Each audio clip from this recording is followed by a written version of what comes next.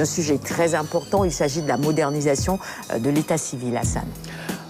Effectivement, Sarah, merci beaucoup. Donc, c'est en marge de la journée mondiale de l'état civil qui a été célébrée ce mercredi 10 août, notamment à Kaffrine, où s'est tenu un événement en ce sens.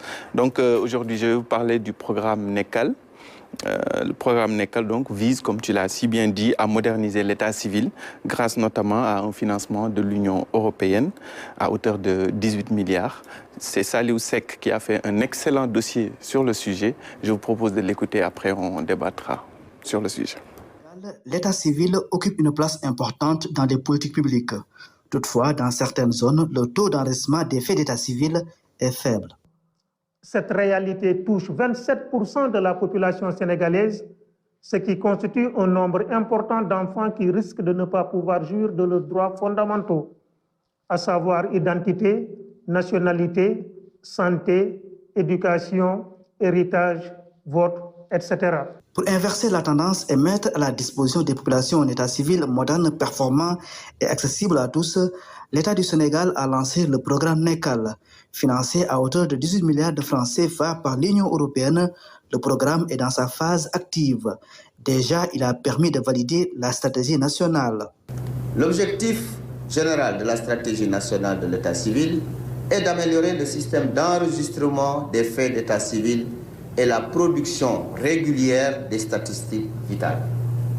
Elle vise de manière spécifique à améliorer la gouvernance de l'état civil, améliorer le système d'information des faits et la production des statistiques d'état civil, renforcer les capacités des acteurs et des structures impliquées dans la gestion des faits d'état civil. Dans le cadre de la mise en œuvre du programme NECAL, il est prévu la construction de 34 centres d'état civil modernes. Objectif, permettre aux populations de bénéficier des avantages d'enregistrement des faits d'état civil. Nous allons construire, rénover, équiper de nombreux centres d'état civil dans les 14 régions du pays. Cet appui-là va s'accompagner d'un appui à l'amélioration de l'accessibilité, c'est-à-dire mettre ensemble les acteurs de l'état civil, les différentes communes, les centres de santé, les écoles, pour que toutes les données soient mieux enregistrées, mieux performées. Ça fait qu'il y aura toute une série de documents aussi qu'il faut conserver, qu'il faut archiver. Nous proposons un appui sur l'archivage, une meilleure technique d'archivage, des meilleures conditions d'archivage pour que les documents puissent suivre chaque citoyen sénégalais tout au long de sa vie dans des conditions de conservation maximales. Tout ceci étant fait, on envisage, avec la direction de l'état civil, de former plus de 3000 personnes à travers le pays. Pour mieux sécuriser les données d'état civil, le data center de Diamniadio sera utilisé. Autre aspect important du programme, la sensibilisation. Ainsi, une stratégie de communication va être déroulée. Stratégie de communication qu'on déroule déjà sur ce plateau de la matinale Quinquiliba avec bien sûr Hassan en plateau, puisque Sénégal Numérique est également partie prenante de cet important projet. Effectivement, dans ce reportage, il l'a signalé, le data center de Diamniadio va servir donc de réceptacle, c'est-à-dire pour l'hébergement, le stockage et même l'archivage des documents d'état civil numérique. Mais le projet vise surtout à améliorer en tout cas les systèmes d'information de l'état civil et également de créer surtout le fichier national de l'état civil biométrique. Je pense que c'est un besoin pour tout le monde parce que Aliou racontait tout à l'heure les difficultés que certains ont pour en tout cas obtenir un extrait de naissance quand on ne vit plus là où on a été déclaré. Donc c'est très compliqué. Difficile. Voilà. Et je pense qu'avec ce projet, ce programme en cours, il y a de bons espoirs. On a un bon espoir en tout cas pour la modernisation définitivement de l'état civil, et les espaces Sénégal Service serviront également de relais, en tout cas, en plus des maisons qui seront construites dans les régions, donc pour aider en tout cas la population à pouvoir accéder facilement aux documents d'état civil. Oui, mais est-ce qu'on ne pourrait pas se rabattre sur les espaces Sénégal Service au lieu de construire d'autres maisons? Vous pourriez peut-être accueillir ce projet aussi, non? Alors, l'état civil, déjà, c'est une compétence des collectivités territoriales. Donc, on ne peut pas leur retirer cette compétence-là. Mais nous sommes là pour faciliter et donc pour plus de proximité. Parce que je pense que si je ne m'abuse, les maisons qui seront construites seront dans les capitales régionales. Et nous, on est au niveau départemental. Donc, je pense que les négociations sont en cours, mais je pense qu'au final, en tout cas, on trouvera le mécanisme pour pouvoir collaborer ensemble et aider les populations à accéder plus facilement et plus rapidement à leurs actes d'état civil. Gerbeau, modernisation de l'état civil. Une exigence. Et nous avons aujourd'hui toutes les raisons d'y croire. Je crois que le développement numérique fait évidemment que ce n'est pas un rêve qu'en 2022, qu'on puisse enfin adresser la question.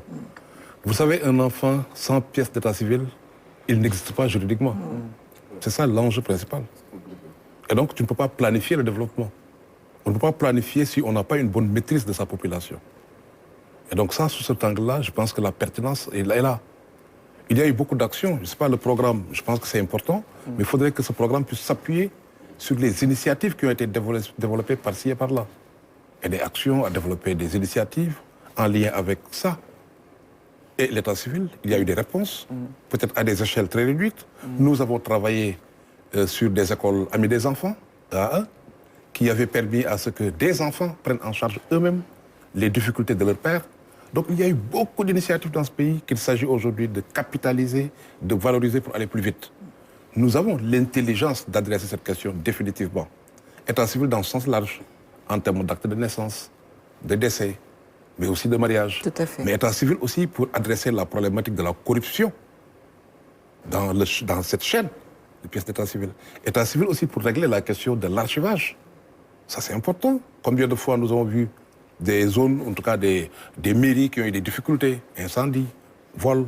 Ouais. Et donc, de ce point de vue-là, il faudrait évidemment qu'on puisse numériser de manière définitive. Donc, aujourd'hui, je pense que c'est un bon programme, mais il faudrait enfin qu'on soit décidé à aller jusqu'au bout. Aller jusqu'au bout, c'est adresser la question de manière définitive et faire en sorte que nos enfants, que les jeunes, que nous tous les Sénégalais, puissent évidemment voir cette question de l'état civil dépassée pour de bon. Autrement, le développement, écoute, nous pourrons toujours en parler, mais il y aura beaucoup de laissés pour compte. Parce qu'il nous faut une bonne planification et en s'appuyant justement sur un dispositif d'état civil qui soit pertinent, efficace. C'est vrai qu'il y a un existant. Hein. Effectivement, quand on dit souvent Sénégal Service, les gens pensent aux espaces. Mais Sénégal Service, c'est d'abord une plateforme en ligne et accessible partout et pour tout le monde. Et je pense que c'est ça même l'enjeu qui... Le challenge sera en fait de pouvoir rester chez vous et commander votre état civil et, à travers Internet et de pouvoir l'avoir sans vous déplacer. Et c'est bien possible parce que l'outil technique est là. Et je pense que c'est un problème de droit et de protection et tout, des données, qui pose un peu problème. Et on arrivera quand même à franchir cette étape et pouvoir quand même faciliter la numérisation totale de l'état civil. Je voudrais peut-être, Sarah, juste ajouter qu'il est important aussi qu'on revoie un peu l'environnement juridique. Exactement. Le code de la famille est interpellé sur cette question. C'est surtout cela. Oui. Nous venons d'avoir de nouveaux élus. Exactement. Il faudrait évidemment que cela puisse être révisé. C'est ça. Pour que ça soit en adéquation avec cette demande. Effectivement. Parce qu'il y a des blocages liés donc, à certaines dispositions du code de la famille qui fait évidemment que, malgré ces efforts, on pourrait encore avoir des difficultés. Ouais. Donc il faudrait assainir cet espace juridique. C'est ça qui nous permet de pouvoir l'adresser de manière définitive. Khady. Oui, moi j'aimerais juste poser une question à Hassan par rapport à la dématérialisation de l'état civil. Quel est le bilan? Où est-ce que nous en sommes? Est-ce que nous en sommes à 20%, 30%, 50%? Alors, c'est difficile de donner un pourcentage, mais si on se base sur l'élément que l'on vient de suivre, on peut dire qu'on a franchi l'étape la plus difficile, parce que le financement est là, le projet est bien ficelé et on a commencé déjà à mettre en place le dispositif sur le territoire national pour en tout cas faciliter tout ce qui est archivage, tout ce qui est digitalisation et également le travail avec les collectivités locales. On ne peut pas faire ça, exactement, c'est ce que j'allais dire, on ne peut pas faire ce travail sans les collectivités. Effectivement. Territoriales, les mairies, les maires, leur implication est indispensable. Est-ce que certaines collectivités territoriales commencent à utiliser cette plateforme-là? Effectivement, il y a des collectivités locales, il y a des communes qui ont déjà numérisé leur fichier d'état civil. Maintenant, il suffira d'agréger en tout cas toutes ces initiatives, comme l'a dit tout à l'heure M. Mbow, pour pouvoir avoir quelque chose en tout cas qui sera le fruit de tous les efforts consentis jusque-là.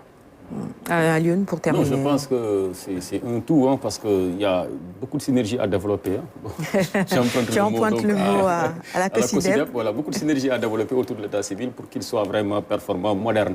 Parce que vous avez parlé, par exemple, du concours des municipalités. Il faut qu'elles jouent le jeu aussi. Est-ce qu'elles ont un personnel qualifié? Il faut quand même qu'elles puissent recruter brutalement un personnel dédié, qualifié, capable de moderniser, de numériser aussi l'état civil. Mais ce n'est pas le cas.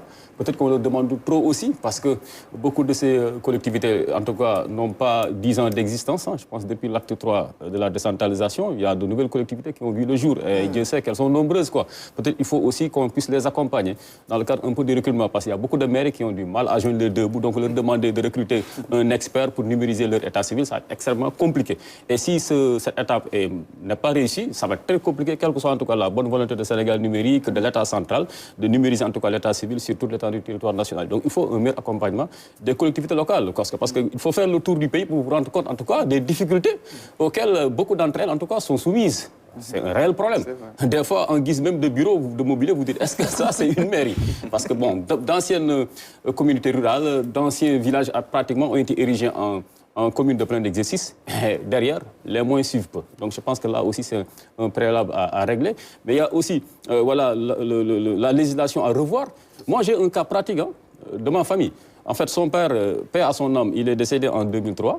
Lui, il est né en 90. Entre-temps, vous connaissez un peu la négligence des Sénégalais. On a perdu en tout cas l'acte de décès de son papa.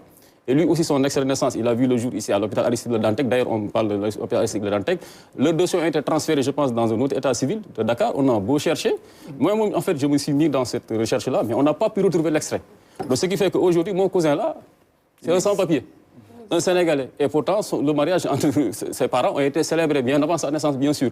Mais alors, sa maman n'a pas la possibilité d'avoir les prérogatives du père.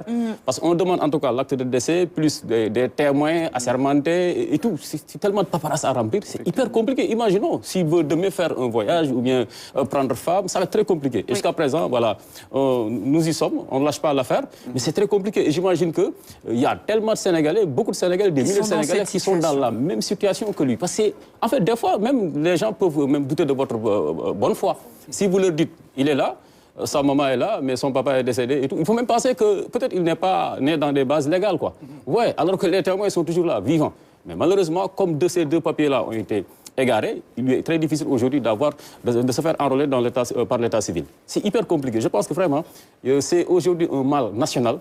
Et ça doit être une priorité absolue, à l'image même de la construction des infrastructures, voilà, pour l'état central, quoi. Oui, à l'Assemblée également, vous parliez justement du Code de la famille. Il y a des dispositions absolument qu'il va falloir revoir. Exactement. Je ne voudrais pas dire que ça discrimine les femmes, mais on est dans un cas pratique où si les femmes avaient beaucoup plus de prérogatives, ou les mêmes prérogatives que les hommes, par exemple, on aurait pu régler le problème. Voilà. Et ça, je pense que ça doit être une priorité justement pour les députés qui arrivent. Il faut revoir tout ça. Plus qu'une priorité, c'est peut-être une urgence. C'est une urgence. Une urgence aujourd'hui que d'adresser cette question de manière définitive. Absolument. Le Code de la Je crois que ça c'est important.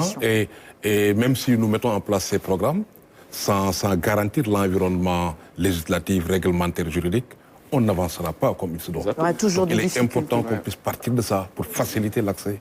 C'est ça qui pourrait permettre évidemment d'adresser. Et même les triches. Il y a des cas de triches, des gens qui naissent, qui renaissent. C'est parce que justement, au-delà de la corruption, des gens qui naissent, qui renaissent, mais c'est parce que l'environnement n'est pas toujours approprié. Donc il est important aujourd'hui que l'on puisse revoir nos textes, qu'on puisse les remettre à jour en tenant compte des réalités culturelles. Combien de fois nous avons indexé les communautés pour dire c'est les parents qui sont les responsables de cela. Mais un problème, quand il arrive à une certaine ampleur, ça dépasse les individus. Ouais, il faudrait que ça soit géré de manière globale. Et je pense qu'aujourd'hui, on a toutes les réponses pour pouvoir l'adresser de manière définitive. Absolument. Je sais qu'il y a des gens qui nous regardent en ce moment, qui ont vu leur numéro être attribué à d'autres personnes et qui ne peuvent plus avoir non plus d'extrait de naissance. Hein. Vous donnez le numéro, mais ça appartient à Hassan Sine. C'est quelqu'un d'autre, tout simplement. Et c'est très compliqué à régler. Vous n'existez plus. Vous n'existez plus. D'où des documents comme la copie littérale, etc. etc. Mais tout ça, notre échange, ça montre quoi? Ça montre que c'est un dossier complexe. C'est un chantier très, très lourd. Et ce n'est pas pour rien qu'on en parle depuis plusieurs années et que jusqu'à maintenant, ce n'est pas encore tout à fait effectif. C'est parce qu'il y a tout ça à prendre en compte. Aliou parlait tout à l'heure d'emploi. Pour gérer en tout cas tout ce changement. Effectivement, le ministère d'ailleurs l'a annoncé, hein, il y a 3000 emplois qui vont être effectifs dans ce projet, dans le cadre de ce programme, pour en tout cas prendre en charge toutes les actions liées donc à la numérisation de ce dossier, de ce programme NECAL concernant l'état civil.